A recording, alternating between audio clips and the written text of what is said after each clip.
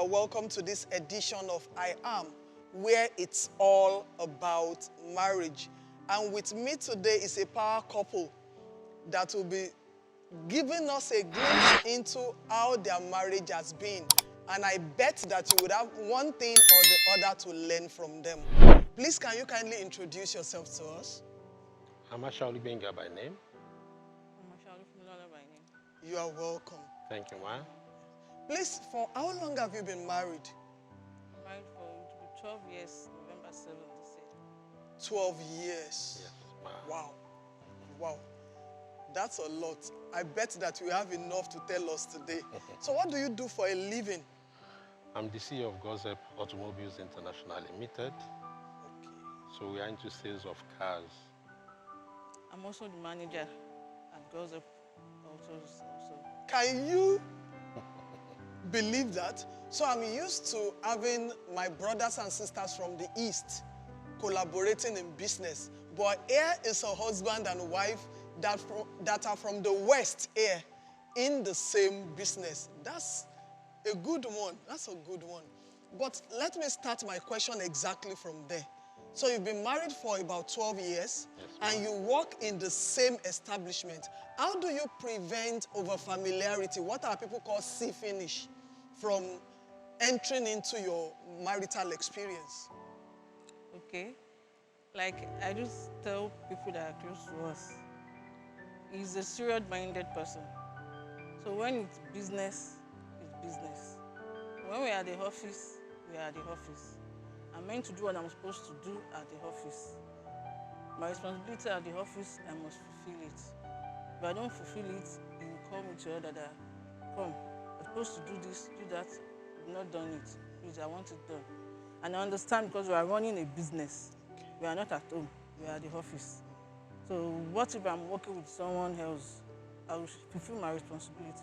So it's also the same thing. When I'm in the office, I'm in the office. When I'm at home, I'm at home. So there's a distinct difference there. Okay. So, sir, I remember that before you ventured into the car or automobile business, Yes, you were into phones and gadgets. laptops and things like that Yes, before. Yes, ma'am. And I could remember an incident where you were freshly supplied some goods.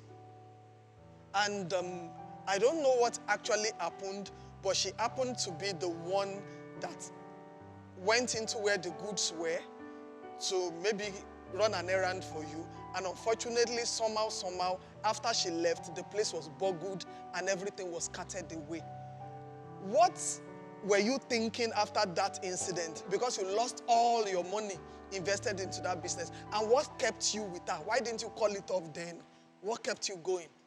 Well, for me, foundation is everything.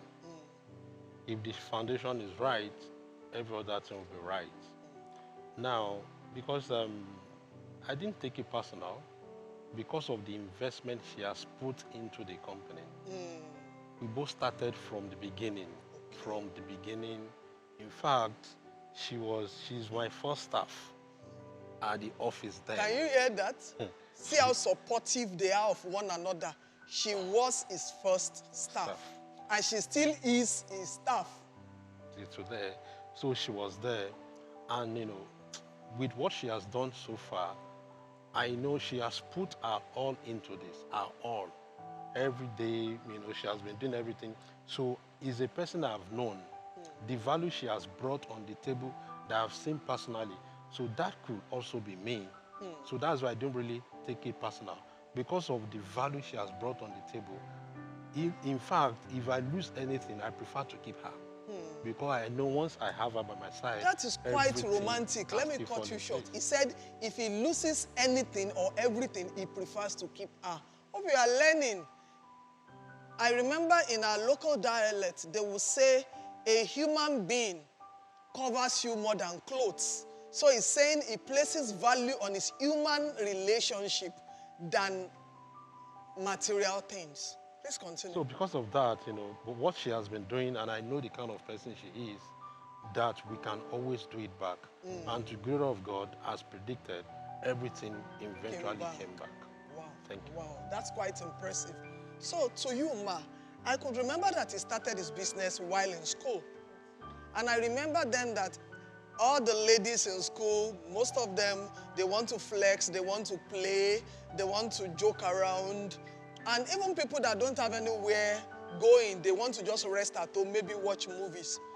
And rather than do all this, immediately you are through with your lectures, you just follow him to where he's making his sales, and you are helping him to sell. You are not even sure he will marry you then, you were just dating. But you would stick it out with him, help him with his sales, attend to customers and everything. What made you go all the way for him? Well, number one, the background I came from. I think my dad has also been giving me some training at home. I'm the first child and the only female. So that doesn't mean he will exempt me from some of the things he does. I could remember then my daddy was into palm kernel business. Okay. And sometimes it requires us to monitor when electricity bill are available to process the palm kernel. So even if it's midnight, it takes me along. So I'll have an idea of what he's doing, how he's running the business, what he does, what the money comes out. Please let me make you pause there. You heard what she just said. Her dad instilled into her that she should have an idea of what he is doing. So she grew up with the mentality that you have an idea of what your spouse or your lover is doing. And I can say that's a very salient point. Many partners have gotten into trouble because they don't know what their spouse is doing, what he's into. He just brings home money or she just brings home the money and you spend it until the police arrives to tell you that he's into 419 or he's a kidnapper or he's a ritualist. You need to be involved in what your partner is doing. Even if you are not running the same business, you should have an idea of what he's doing. So secondly, when I met him, he was a good guy. I don't think he's not someone that drinks, that smokes, that humanizes. And I could testify that even when we were in school, I had no issue then that a lady just come to meet me and challenge me, you are dating my boyfriend, something like that. I never had that experience. So when he started the business, I felt this guy is a responsible guy. At least he's trying to make something out of his life while he's still in school. So I shouldn't just be a liability that, okay, I'm your partner. Just make the money, I spend it. So if it's in lectures and the business is closed, that is some money going away. So the business has to be running. Please, let me make you pause again. Did you hear that? She wanted to contribute value. She just doesn't want to be there to spend this money. She wants to be part of how the money is being generated. Little wonder he places so much regard on her and he's saying that he would rather have her than any other thing. So I felt the business must not be closed. So when he's in lectures, so I see no big deal there. The business must keep running. So since I'm free, Wow. I just automatically stay there till he comes So, back. to you, sir, there is this funny saying that it takes a monkey to catch a monkey. I understand that in the recent times, many ladies will say they don't want to suffer with any man, that many men, when you suffer with them and they make it, they tend to be ungrateful, they tend to forget about you and just pick somebody else. I know that there are men like that, but seeing you together have also proven that there are also men that can appreciate the contribution of their women and keep them close by when the tides change and they are making it. So being a man, how can you, what can you advise ladies to look out for in men that are worth investing into? Yeah, from my own perspective, nobody throws away value. You can't just throw away value. One of the things you need to study in that person is part of what she has said earlier. Now, once you are good, you are good. There's a part of scripture that says that you know a fruit by their tree. You know a tree by their fruit. Yeah, you know a tree by their fruit. So now, when you see somebody who's responsible, it's easier to know. You can know. They go extra mile. That is part of the things I have in me because of training I've gotten from home. I was well trained and well brought up. So, and I have the fear of God in me. I can't just, I won't even forgive myself letting her go because of the value she has brought on the table. So from my own advice, it's not all men that will let you go. Just make sure you are contributing a lot of value into that thing you are doing. And there's no how you can be with somebody for 6 months, 1 year. You should be able to know the kind of person that person is. If they are good and you are putting all of you into it, there's a way they'll be appreciating you, which will be giving you, which will serve as encouragement, which I always do. Once you are putting your effort, you notice, are they encouraging you? If the person keeps encouraging you, do they want you to have the best? That's another thing, because I always go all the way for her. Anything she wants, I make sure I do it. And I don't want to create any problem for her at all. So there are still men out there that if you work with them, if you put all of you into whatever they are doing, you won't regret it at the end of the day. Thank you. So, being into business, I know that originally the business wasn't as buoyant as this. When you were just starting up and the profit was inconsistent and things like that, how did you manage the family finances in such a way that responsibilities didn't pull you apart? Thank you, Ma. One of the things that make you a business person is ability to manage resources. You grow big by managing small. If you cannot manage something small, definitely you cannot manage something big. You grow big by having the ability to manage something small. Yeah. If you cannot manage something small, it will not grow big. It will not grow big. Wisdom. So you have to know how to manage your resources. And I'm happy God blessed me with somebody who understands that perfectly. When it comes to managing resources, God has really helped me. So we prioritize what we need to do per time. The company is the focus. The business is the focus. As at that time, we need to delay gratifications. There are some things that at that phase of the business, we don't put our resources into. For example, when we got married, because one of the things that was pushing me in business was because of the kind of home I came from. I came from a polygamous home. So, and I can see how my parents are trying their best to make sure we are okay. And that's why I have to also go extra mile to see a way I could compensate for them. So when the business started doing well, first thing I was like, babe, it's time for us to now be giving to my parents. Now I'm married. She was there. Her parents, there are 3 in their family. So I told her, please, let me take care of my parents first. So as of that phase, we could only cater to pay the salary of my parents. So every month there's a portion we agreed to be giving them. Because at that stage, we can't afford to be paying both of them based on our financial capacity. And she's such a woman of knowledge and understanding. She didn't put unnecessary pressure on me at that time. She just gave me the chance to do it, and we kept doing it. And as God begins to bless the business, we cannot afford to take care of both parents. But despite the fact that I was only paying my parents monthly, that does not mean during Christmas season or New Year, we still send something to her parents. As gift, we appreciate them also for that. But as a that is, we couldn't afford to be taking them monthly. But as time goes on, we are now able to afford to be paying both of them, and everything was going well. Now, my parents are no more. Our parents is enjoying more of what my parents. What if she was not matured enough then to handle it? So understanding also matters in this thing. So please let me quickly make you pause. He said 2 salient things, and I just want to shed light to it. He said when the income wasn't too sufficient, they learned to delay gratification. So by learning to delay gratification, things that could arise and cause misunderstanding were avoided. Then the second thing, I want to mention this so that it will not be misunderstood. He said he came from a polygamous family. And because he came from a polygamous family, they were larger in number. So the responsibility of funding his own family was larger.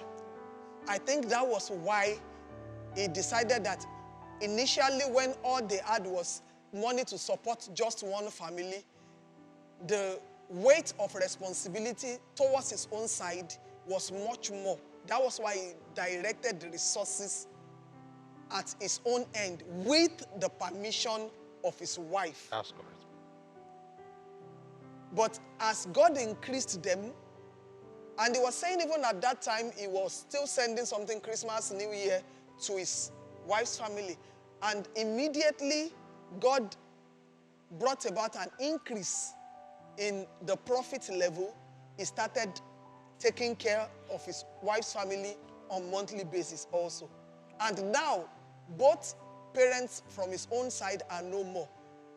So he's able to fully focus on his wife's family and ensure that they are doing well.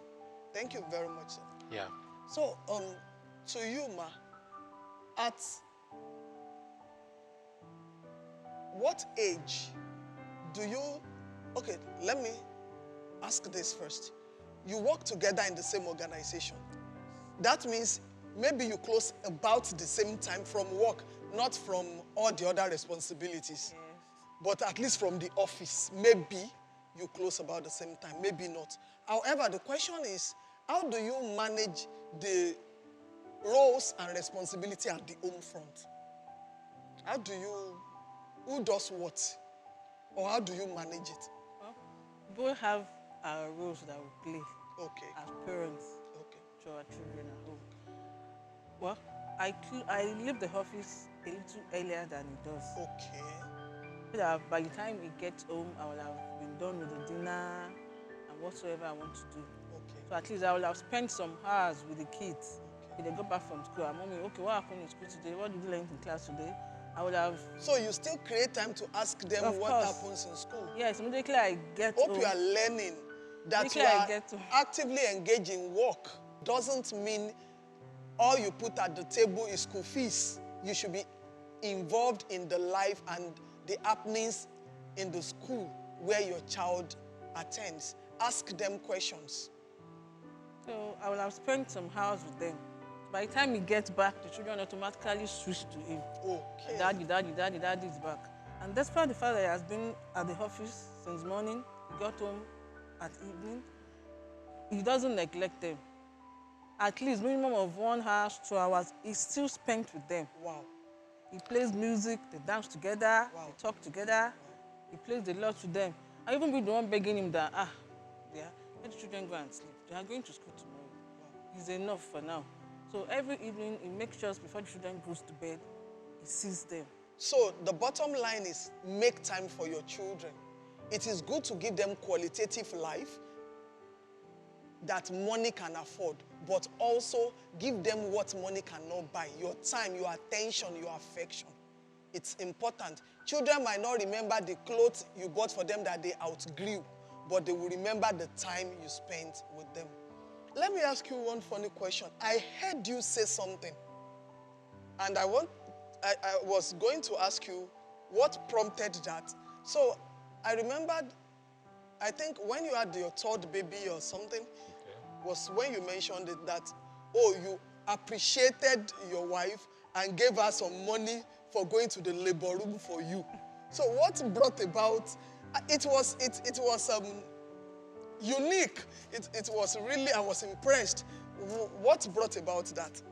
After all, you must appreciate what you have. If you don't appreciate what you have, nobody will do that for you. Nobody will do that for you. You must appreciate what you have. Now, that's our third child. We have been trusting God for the child. And I also want her to be happy. Wow. I want her to be excited. Apart from the fact that we're expecting the baby, I've been saving up for that. What else can I still do for this woman to let her know I love her? So that's why when she was going to the labor room, I told her, this money I've been saving it up. I just transferred the money to her. Please let me make you pause a little. Can you see how he showed appreciation and love to his woman, it is not only in statement. And it's not one-sided. I'm not just saying it's only the man that should show appreciation to the woman. The woman should equally show appreciation to her man. But what I'm saying is that there are various ways to show love. See how creative that was. Appreciating her for going to the labor room for him.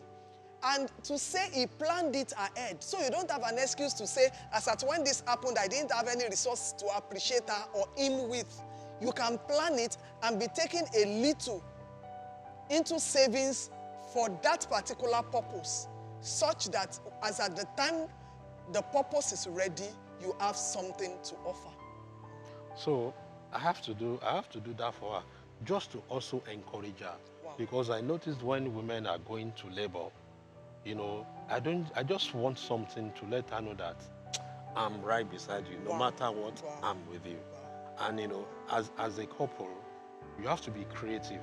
You have to know what to do to really make your spouse to be happy. He said as a couple, you have to be creative. You need to know what to do to make your spouse happy. And let me quickly chip in there. There's no one size fits all when it comes to making your spouse happy. You need to understand your own spouse, know what makes them happy, and try as much as possible to give it to them. And those are the things that has kept us going. Because any opportunity I have, I always make sure I show her that I'm always with you, any day, anytime. Wow. Thank you. That is beautiful. Thank you so very much for honoring us with your presence. Thank you, We ma'am. really appreciate you. And I hope when we call on you next time to come and tell us more, you will be willing to honor us. Thank you, ma'am. People, I hope you learned one thing or the other from this session. And I hope you are going to put to use what you have learned. Till we'll see you next time on the IAAM show. Keep being happy. Keep making your relationship work. Thank you.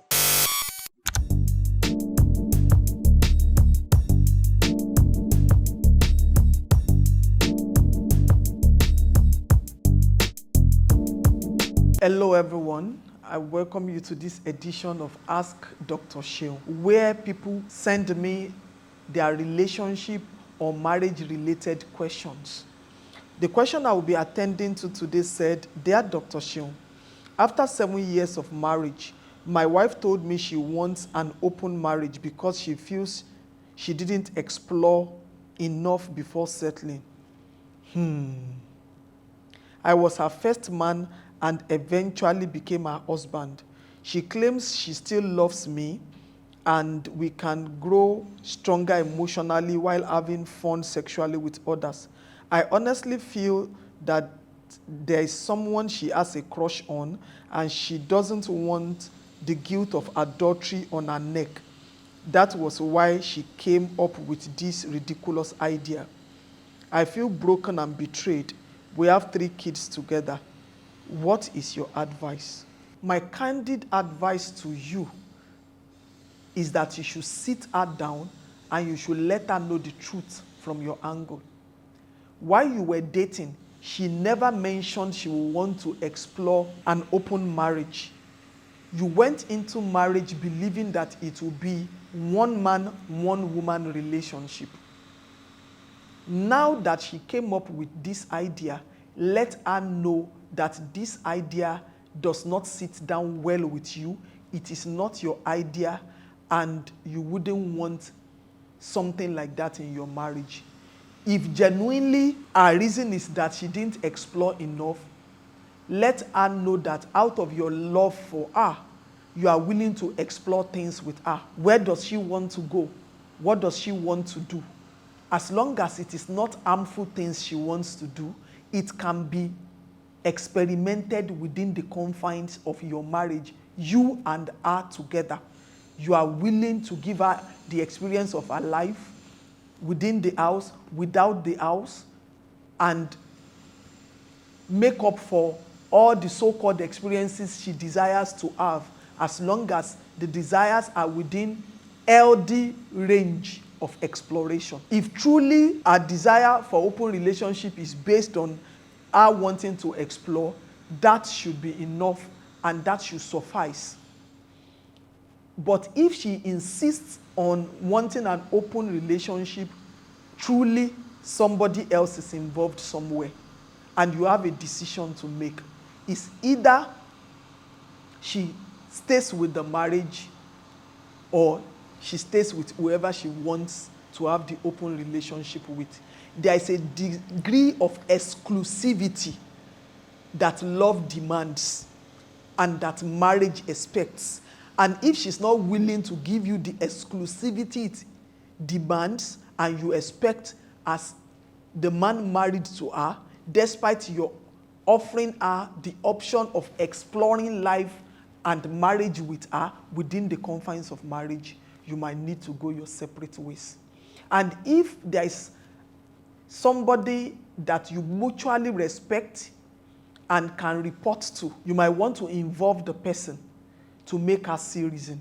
But if everything fails, you might need to go your separate ways. I hope I answered your question. If you are out there and you have any question to ask the Love Doctor, if you are out there and you have any question troubling you, feel free to ask Dr. Seun at askdrseun@gmail.com. I will be glad to shine some light on it. Thank you.